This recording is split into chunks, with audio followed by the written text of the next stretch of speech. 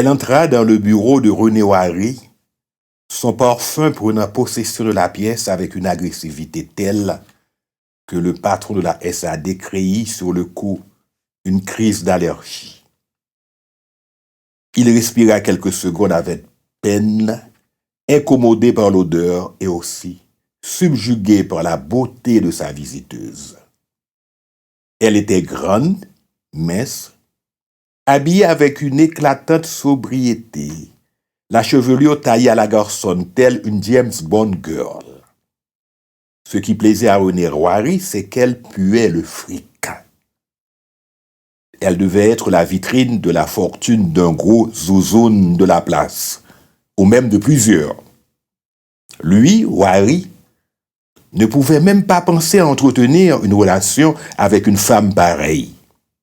Ce n'était pas qu'il était pauvre, mais ce qu'il gagnait en risquant sa vie à la SAD, il se voyait mal le dilapider pour une femme qui ne verrait en lui qu'une simple vache à lait.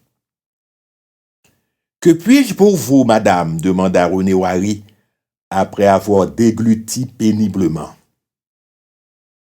Il avait oublié de lui présenter un siège.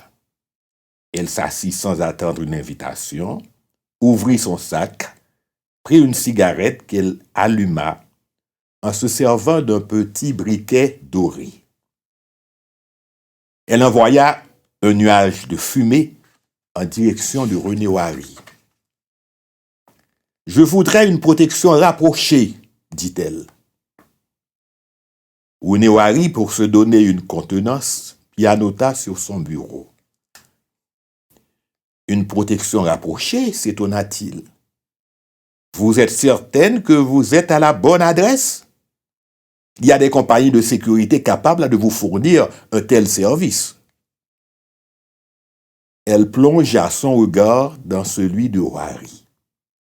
Il détourna la tête en prenant prétexte d'une toux subite. Cette femme l'excitait. Dangereux. « Je suis bien à la Société anonyme de désenvoûtement, demanda-t-elle. « Oui, répondit Wary.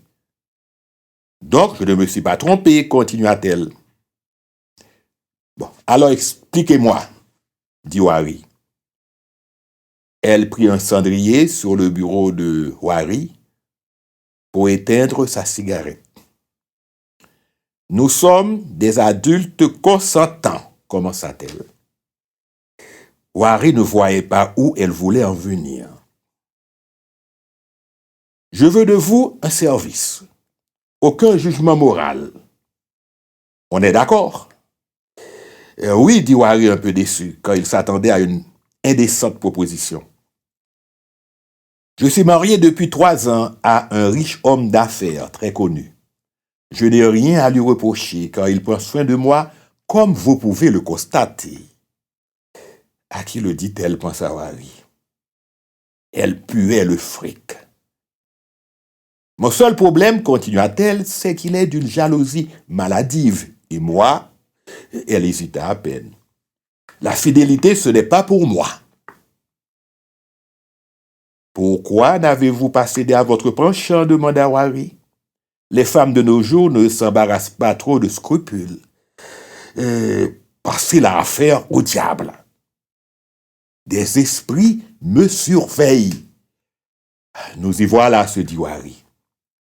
« Il doit donc savoir que vous êtes venu ici, fit-il remarquer. Venir à la SAD, ce n'est pas le tromper, répliqua-t-elle. Elle le regarda encore une fois droit dans les yeux. Cette fois, il soutait son regard. « Je rencontre un homme dont j'ai follement envie. Je ne peux plus tenir, monsieur Wary. Demain après-midi, on s'est arrangé pour passer un moment dans un motel quelque part à Tabor. »« Alors, demanda Wary. « Il me faut une protection rapprochée pour détecter, éloigner tout esprit, tout zombie de moi. Vous devriez aussi vous assurer qu'il n'a pas fait quelque chose pour détecter mon infidélité. Je veux jouir en toute sécurité de ces moments que je vais passer avec l'homme que j'aime. » Elle sortit de son sac à main un carnet de chèques. 10 000 dollars américains pour commencer, cela vous va? Wari faillit s'étrangler. Absolument, absolument. Vous aurez votre protection rapprochée. Elle scia le chèque et le tendit à René Wari. Vous allez être obligé de subir ici quelques petits examens préliminaires, prévint le patron de la SAD. Juste pour savoir s'il ne vous a pas travaillé quelque part. Elle fixa Wari avec une expression de colère. Je ne suis pas venu voir un boko. Je ne couche pas avec vous. Wari sourit, navré malgré tout. Qu'il était chanceux, certain sorcier. Ne vous inquiétez pas, madame. Ici, à la SAD, nous ne mélangeons pas travail et plaisir.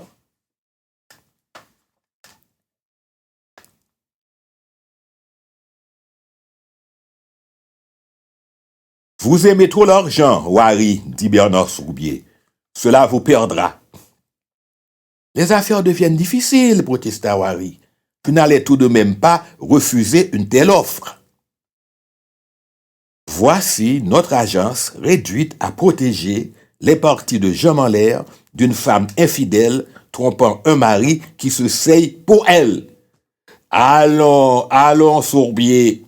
Il ne se seye pas pour elle, il est pléosace. Il doit entretenir 2 ou 3 autres femmes.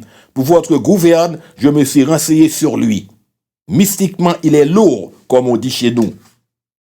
Aux dirigeants de plusieurs confréries secrètes influentes, protégé d'une puissance connue de l'enfer. Je résume la présentation.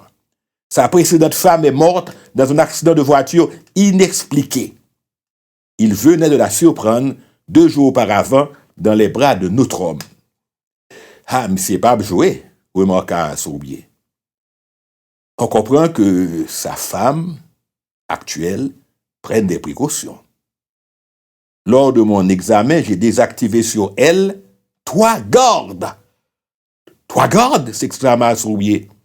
Des esprits qui doivent la surveiller et tout rapporter au mari. Mais il saura que ces gardes ont été désactivés. Non, non, non, non. En fait, je les ai reprogrammés. Il y a des choses qu'ils ne verront pas. Pour moi, c'est l'enfance de l'or. Sourbier, admiratif, regarda son patron. Il y a des choses que vous devriez m'apprendre. Il amant, rien à craindre de son côté? Non. C'est un étudiant, un jeune homme trop heureux de se faire une aussi belle femme qui pourra, de surcroît, l'aider. Wari tendit à Sourbier un paquet. Vous y trouverez à l'intérieur une lunette, une paire de lunettes, vous permettant de vous assurer que rien des autres mondes ne suit votre cliente. Aucun zombie, aucun garde. Et une amulette qui devrait vous avertir de toute présence suspecte.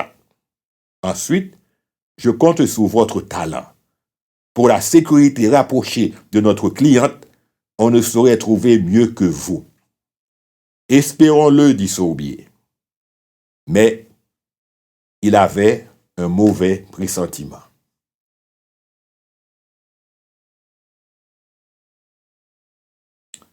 La jeune femme était bien arrivée au motel dans une voiture banalisée, conduite par son amant. Sourbier avait inspecté les lieux, vérifié que dans un périmètre sécuritaire, rien ne rôdait auprès de la cliente de la SAD. L'amulette confiée par Wari indiquait que les gardes placés sur la jeune femme étaient toujours désactivés. Sourbier avait passé la chambre des ébats au pays fin.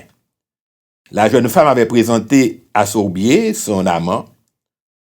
La jeune femme avait présenté Sourbier à son amant comme son garde du corps, la protégeant de toute agression, en particulier d'un possible kidnapping. Ce jeune homme, Sourbier le trouva antipathique. Peut-être enviait-il celui qui allait se retrouver dans les bras d'une femme aussi tentante. Sourbier musa ensuite dans les environs, faisant le tour du motel, conversant avec les employés, mais toujours aux aguets, car il était en mission.